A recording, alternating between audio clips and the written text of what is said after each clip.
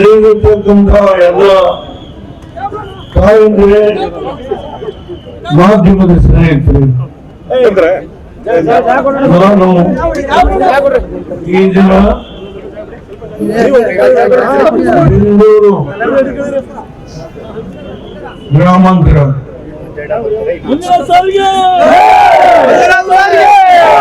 ಕ್ಷೇತ್ರದಲ್ಲಿ ಡಾಕ್ಟರ್ ಮಂಜುನಾಥ್ ಅವರ ಪರವಾಗಿ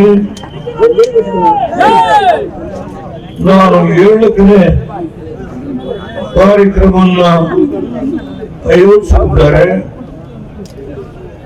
7 ಕಡೆಯೂ ಕೊನೆಯ ಅಮೃತ ಎಲ್ಲ ಕಡೆ ಕಾರ್ಯಕ್ರಮವನ್ನು ಮುಗಿಸಿ ಆಮೇಲೆ ಬೇರೆ ಕಡೆ ಹೋಗ್ತೇನೆ. ನಾನು ಕನಕಪುರ ನನಗೆ ಹೊಸದಲ್ಲ. ಈಗ 50 ವರ್ಷದ ಹಿಂದೆ ಯಾವ ದೇವೇಗೌಡನ ಆ ಹೆಣ್ಣುಮಗಳು ತೇಜಸ್ವಿನಿ ನಿಲ್ಲಿಸಿ ನನ್ನನ್ನ ಎಸ್.ಎಂ. ಕೃಷ್ಣ ಮುಖ್ಯಮಂತ್ರಿ ಸೋಲಿಸಿದ್ರು. ಅದೇ ಕನಕಪುರ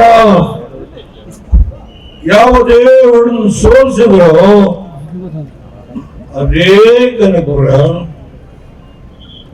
ಅದೇ ಕೃಷ್ಣ ಕಾಲದಲ್ಲಿ ಮತ್ತೆ ಲೋಕಸಭೆಗೆ ಕಳಿಸ್ತಾ ಕೀರ್ತಿ ಈ ಕನಕಪುರದ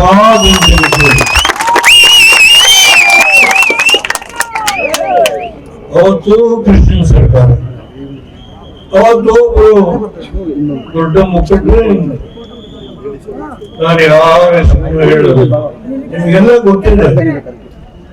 ಅವತ್ತು ಪ್ರಜಾಪುರು ನಾವು ಮತ್ತೆ ದೇವೇಗೌಡನ ಲೋಕಸಭೆಗೆ ಕಳಿಸಲೇಬೇಕು ಅಂತ ತೀರ್ಮಾನ ಮಾಡಿ ಕಳಿಸ್ತಂತ ಮಹಾನ್ ಭಾವರು ಇದೇ ವೇದಿಕೆಯಲ್ಲಿ ಭಾಷಣ ಮಾಡಿದ್ದೇನೆ.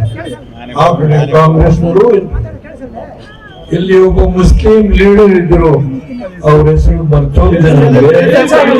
ಅವರು ಕೊನೆಯವರಿಗೆ ನನ್ನ ಜೊತೆ ಅತ್ಯಂತ ಪ್ರಾಮಾಣಿಕಸ್ಥ. ಆ ವ್ಯಕ್ತಿಯ ಬಗ್ಗೆ ನಾನು ಮಾತನಾಡಲಿಕ್ಕೆ ಹೋಗಲ್ಲ. ಇವತ್ತು ಈ ದೇಶದಲ್ಲಿ ದೇವೇಗೌಡರು ಅವರ ಒಡೆಯನ್ನ ಬಿಜೆಪಿಗೆ ನಿಲ್ಲಿಸಿದ್ದಾರೆ, ನಾನಲ್ಲ. ಮೋದಿಯವರು, ಶಾ ಅವರು ಏನು ಈ ರಾಷ್ಟ್ರದಲ್ಲಿ 150 ಬೆಡ್ಡಿನ ಆಸ್ಪತ್ರೆ ಒಂದು ಕಾಲದಲ್ಲಿ ಯಾವ ಕೃಷ್ಣ ಅವರು ಗವರ್ನಿಂಗ್ ಕೌನ್ಸಿಲ್ ಚೇರ್ಮನ್, ಅವತ್ತು ಗುಲ್ಬರ್ಗಾದ ಯಾದಗಿರಿನ ಮಂತ್ರಿ ಅವರು ವೈಸ್ ಚೇರ್ಮನ್. ಆ ಸಂದರ್ಭದಲ್ಲಿ ಯಾವ ಮಂಜುನಾಥ್ ಅವರು ಡೈರೆಕ್ಟರ್ ಆಗಬೇಕಾಯ್ತು, ತಪ್ಪಿಸಿದ್ರು. ಆ ತಪ್ಪಿಸಿದ ಕೀರ್ತಿ ಯಾರಿಗೆ ಸಲ್ಲಬೇಕು ಅನ್ನೋದನ್ನ ನೀವು ಅರ್ಥ ಮಾಡ್ಕೊಳ್ಬೇಕು.